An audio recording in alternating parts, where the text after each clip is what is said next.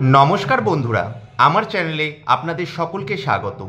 আজকের ভিডিওয়ে আমি আলোচনা করব আইপিএল নিয়ে। আইপিএলে আমাদের সকলের প্রিয় টিম কলকাতা নাইট রাইডার্সের আপডেটস নিয়ে আমি কিছু গুরুত্বপূর্ণ আলোচনা করব। আশা করছি আজকের ভিডিওটা আপনাদের খুব ভালো লাগবে, তাই বন্ধুদের কাছে রিকোয়েস্ট করব ভিডিওটা শেষ পর্যন্ত দেখার, এবং ভালো লাগলে অবশ্যই একটু লাইক করে দেবেন এবং চ্যানেলে নতুন হলে চ্যানেলটি সাবস্ক্রাইব করে পাশে থাকার রিকোয়েস্ট করব। তো বন্ধুরা, আর বেশি কথা না বাড়িয়ে শুরু করছি আজকের ভিডিওর মূল টপিক। দেখুন, আমরা সকলেই জানি আইপিএলের যে গভর্নিং কমিটি, সেই গভর্নিং কমিটি কিন্তু আইপিএলের ফ্র্যাঞ্চাইজিগুলোকে অলরেডি বলে দিয়েছে নভেম্বরের 15 তারিখের মধ্যে কিন্তু রিটেনশন লিস্ট জমা দিতে হবে। অর্থাৎ আর কিন্তু বেশি দিন নেই, দিন 25 মতো বাকি আছে, কিন্তু এখনও পর্যন্ত আমাদের প্রিয় টিম কলকাতা নাইট রাইডার্সের কোনো আপডেট নেই। রিটেনশন লিস্টের কথা তো আমি ছেড়েই দিলাম, এখনও কিন্তু কোনো আপডেটই নেই কোন প্লেয়ার তারা রিটেন করবে, কাকে তারা কোচ হিসাবে নির্বাচিত করবে, কাকে মেন্টর করবে, কাকেই বা বোলিং কোচ করবে। কারণ আমরা সকলেই জানি চন্দ্রকান্ত পণ্ডিত কিন্তু এখন নেই। চন্দ্রকান্ত পণ্ডিতকে বহিষ্কার করেছে কলকাতা নাইট রাইডার্স, তাই অবশ্যই একজন কোচের খোঁজে আছে। কারণ প্লেয়ারের যে রিটেনশন লিস্ট, সেই লিস্টটা জমা দেওয়ার জন্য অবশ্যই কিন্তু একজন কোচ, মেন্টর এরা সকলে একত্রিত মিলে ডিসিশন নেয়। তাই অবশ্যই কিন্তু কেকেআরের কোচ কিছুদিনের মধ্যেই নির্বাচিত হয়ে যাবে। দেখুন, অফিসিয়ালি এখনও তেমন কোনো আপডেট নেই, তবে যেই রকম নিউজ গড়াচ্ছে তাতে কিন্তু মনে হচ্ছে অভিষেক নায়ার, হ্যাঁ, এই অভিষেক নায়ারই কিন্তু মেবি হয়ে যেতে পারে কলকাতা নাইট রাইডার্সের প্রধান কোচ। দেখুন, অনেক বড় বড় নামের সঙ্গে কথা হচ্ছে, যেমন অনিল কুম্বলে বলুন, রাহুল দ্রাবিড় বলুন, ইয়ন মর্গান, কিন্তু এখনও পর্যন্ত কোনো আপডেট নেই।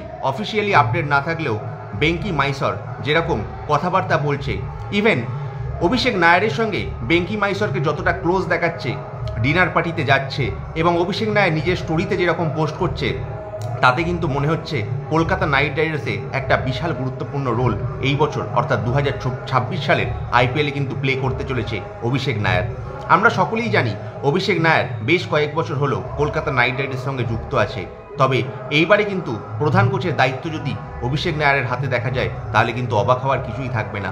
কারণ আমরা জানি অভিষেক নায়ার হয়তো কোচ হয়ে যাবে, ডোয়েন ব্র্যাভোকে হয়তো মেন্টর হিসাবে রাখা হবে, তবে একজন বিদেশি যদি কাউকে কোচ হিসাবে আনা যেত, মেবি টম মুডি বা ইয়ন মর্গান, এই ধরনের প্লেয়ারদের সঙ্গে কথাবার্তা হচ্ছে। ইভেন অনিল কুম্বলের ব্যাপারেও একটা কিন্তু কথা হচ্ছিল, তবে আমার মনে হচ্ছে এটা কিন্তু রিউমারই আছে। তবে দেখুন, অভিষেক নায়ার যদি কোচ হয় এবং ডোয়েন ব্র্যাভো যদি মেন্টর হয়, সেই টিউনিংটা কতটা কীরকম হবে সেটা কিন্তু এখনও আমার জানা নেই। তবে দেখুন, অভিষেক নায়ারের ট্যাকটিক্স কতটা ভালো, অভিষেক নায়ার আইপিএলের নিলাম টেবিলে কতটা হচ্ছে যে সুন্দর দল গঠন করতে পারবে, সেটা নিয়েও কিন্তু একটা ভাবনা চিন্তার বিষয় আছে। কিন্তু এটুকু একটা কনফার্ম, অভিষেক নায়ার যদি কলকাতা নাইট রাইডার্সের কোচ হয়ে যায়, সেক্ষেত্রে কিন্তু অভিষেক নায়ার অবশ্যই চাইবে একটা দেশীয় স্ট্রং দল করতে। দেখুন, আংগ্রিস রঘুবংশী, এই প্লেয়ারটার কথা আমি কেন বলছি, এই আংগ্রিস রঘুবংশী কিন্তু অভিষেক নায়ারের নিজের হাতে তৈরি। এবং সবথেকে বড় যে আলোচনাটা, কলকাতা নাইট রাইডার্সের ক্যাপ্টেন এবং একজন অন্যতম প্লেয়ার, সেটা হচ্ছে কেএল রাহুল। এই কেএল রাহুল এবং অভিষেক নায়ারের যে সম্পর্কটা, সেটা কতটা সুন্দর সেটা কেএল রাহুলের একটা কমেন্ট থেকেই বোঝা গিয়েছিল। কেএল রাহুল বলেছিল এই যে রিসেন্ট পার সময়ে যে তিনি ভালো খেলছেন এবং তার যে চ্যাম্পিয়ন্স ট্রফিতে এত ভালো পারফরমেন্স, সেই পারফরমেন্সের পিছনে সবথেকে বড় অবদানটা দিয়েছে অভিষেক নায়ারকে। তাই অভিষেক নায়ার যদি কোচ হয়ে যায়, তাহলে কিন্তু অভিষেক নায়ার কেএল রাহুলকে কিন্তু নিয়ে আসতেই পারে কলকাতা নাইট রাইডার্সে।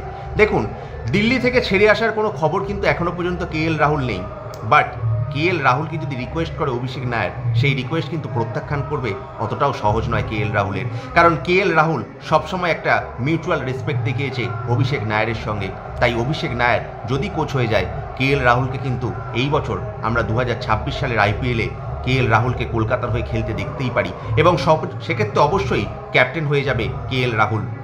আমি পার্সোনালি বিশেষভাবে চাই কেএল রাহুলকে যেন যেভাবে হোক কলকাতা পেয়ে যায়, আর যদি কেএল রাহুলকে না পাওয়া যায় তাহলে তো অবশ্যই আমাদের ছুটতে হবে সঞ্জু স্যামসন বা ঈশান কিষানের পিছনে, কারণ অবশ্যই একজন ভারতীয় উইকেট কিপার খুব খুব দরকার। এবং দেখুন, আমি যেটা বলছিলাম, অভিষেক নায়ার যদি কোচ হয় তাহলে কিন্তু আংগ্রিস রঘুবংশী কেএল রাহুলকে যদি পেয়ে যায় খুব ভালো হয়। কিন্তু আরও একটা জিনিস ভেঙ্কটেশ আয়ারের সঙ্গেও কিন্তু অভিষেক নায়ারের সম্পর্কটা ভালো, তাই মেবি আইপিএলে রিটেনশন না করে তাকে রিলিজ করবে এবং অকশন টেবিলে কম দামে কেনার জন্য ভেঙ্কটেশ আয়ারের পিছনেও কিন্তু ছুটতে পারে অভিষেক নায়ার। তাই আমি বলছি অভিষেক নায়ার যদি কোচ হয় তাহলে কিন্তু ইন্ডিয়ান কোরটা খুব স্ট্রং হবে। সেক্ষেত্রে দেখুন আংগ্রিস রঘুবংশী, আজিঙ্কে রাহানে যদি ভেঙ্কটেশ আয়ারকে পেয়ে যায়, কেএল বা সঞ্জুর মধ্যে একজনকে পেয়ে যায়, তারপর রিঙ্কু, রামনদীপ এবং 7 নম্বরে তো অবশ্যই আছে আন্দ্রে রাসেল, তাহলে টিমটা কতটা স্ট্রং হবে। তাই আমি বারবার বলছি কলকাতা নাইট রাইডার্সে যদি অভিষেক নায়ারকে কোনো উচ্চ পদে অর্থাৎ কোচ পদে দেখা যায় অবাক হওয়ার কিছু নেই, এবং সেক্ষেত্রে কিন্তু কলকাতা নাইট রাইডার্সের সমস্ত ডিসিশনটা কিন্তু অভিষেক নায়ারই নেবে। তবে অভিষেক নায়ার এবং বেঙ্কি মাইসরের সম্পর্কটাও খুব ভালো, তারা মিউচুয়ালি হয়তো ডিসিশন নিতে পারে, যেটা বিদেশি কোচ এলে সেটা হয়তো সম্ভব হতো না। তবে আরও একটা কথা আমি বলবো, যদি ক্যাম গ্রিন এবং মিচেল স্টার্ক এই দুজনের মতো প্লেয়ারের পিছনে কলকাতা অবশ্যই ছুটবে, কিন্তু পার্স লিমিটেড, কারণ ক্যাম গ্রিনের পিছনে অনেক দলই ছুটবে। যদি ক্যাম গ্রিন এবং মিচেল স্টার্ককে না পাওয়া যেতে পারে সেক্ষেত্রে কিন্তু ভালো ভালো প্লেয়ার আরও পড়ে আছে, যেমন ইয়ান স্মিথ এবং সেইফার্ট, এই প্লেয়ারগুলোর পিছনে দৌড়াতে পারে একজন ইংল্যান্ডের বাঁহাতি ওপেনার লিয়াম ডসন এবং অবশ্যই বেন ডাকেট। এই বেন ডাকেটের কথা আমি আলাদা করে বলবো, কারণ বেন ডাকেটকে সত্যি কথা বলতে বেন ডাকেট কিন্তু ইডেনের পিচে খুব কার্যকরী হতে পারে। আর জেমি স্মিথও ভারত ইংল্যান্ড টেস্ট সফরে দেখিয়েছে কতটা অ্যাগ্রেসিভ ব্যাটিং করতে পারে। তাই এই প্লেয়ারগুলোর পিছনে অবশ্যই কেকেআরের ছোটা দরকার। আমার মনে হয় কেকেআর এইবারের অকশন টেবিলে অবশ্যই একটা ভালো দল করতে বদ্ধপরিকর, কিন্তু সময় হাতে বেশি নেই, আর কয়েকদিনের সময়, তার মধ্যে অনেক কিছু কাজ বাকি আছে কলকাতার প্রধান কোচ নির্বাচিত করতে হবে, বোলিং কোচ নির্বাচিত করতে হবে, মেন্টর কী হবে, ব্রাভো কি থাকবে, এই নিয়ে অনেক ধোঁয়াশা রয়েছে, তারপরে তো রিটেনশন লিস্ট জমা দিতে হবে। তাই এরকমই আপডেট ভেসে আসছে কলকাতা নাইট রাইডার্সের হয়ে, আপনাদের মতামতটা একটু অবশ্যই জানাবেন। আমি এই ভিডিওতে আরও একটা বিষয়ে আলোচনা করতে চাই, সেটা হচ্ছে ভারত এবং অস্ট্রেলিয়ার মধ্যে যে ওয়ানডে সফরটা চলছে, ভারত অস্ট্রেলিয়া জায়গাতে প্রথম ম্যাচটা কিন্তু ভারত হেরে গেছে। ভারতের দুই প্রধান স্তম্ভ রোহিত কোহলি এবং বিরাট কোহলি ব্যর্থ হয়েছে, বিরাট তো খাতাই খুলতে পারেনি। আগামীকাল অ্যাডিলেডে কিন্তু দ্বিতীয় ম্যাচ, সেই ম্যাচে অবশ্যই ভারত চাইবে জয়লাভ করতে, জয়লাভ করে সিরিজটাকে 1-1 করতে চাইবে। এবং এর সঙ্গে অবশ্যই থাকছে ভারতীয় মহিলা দলের আপডেট, কারণ 50 ওভার যে মহিলা দলের ওয়ার্ল্ড কাপ চলছে সেখানে কিন্তু ভারত খুব চাপে, পরপর বেশ কয়েকটা ম্যাচ হেরে গেছে। সাউথ আফ্রিকা, অস্ট্রেলিয়া, ইংল্যান্ডের কাছে খুব বাজেভাবে হেরেছে। ইংল্যান্ডের কাছে তো জেতা ম্যাচটা ভারত হেরে গেছে, এইবারে কিন্তু দেয়ালে পিঠ থেকে গেছে। আগামীকাল ভারতীয় মহিলা দলের বিশাল বড় ম্যাচ নিউজিল্যান্ড ওমেন্স দলের বিরুদ্ধে, যদি ভারত না জিততে পারে তাহলে হয়তো এইবারের বিশ্বকাপ থেকে সেমিফাইনালে যাওয়ার আশা হয়তো একেবারেই সম্পূর্ণ আর হওয়ার সম্ভাবনাই থাকবে না।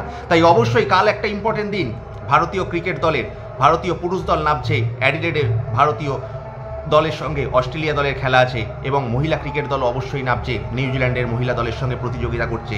তাই আগামীকাল আমরা চাইব সমস্ত ফ্যানেরা যেন ভারতীয় দল জয়লাভ করে, সে পুরুষ ক্রিকেটেই হোক কি মহিলা ক্রিকেটেই হোক। তাই আজকের এই ভিডিওতে এইরকমই আলোচনা ছিল আমার।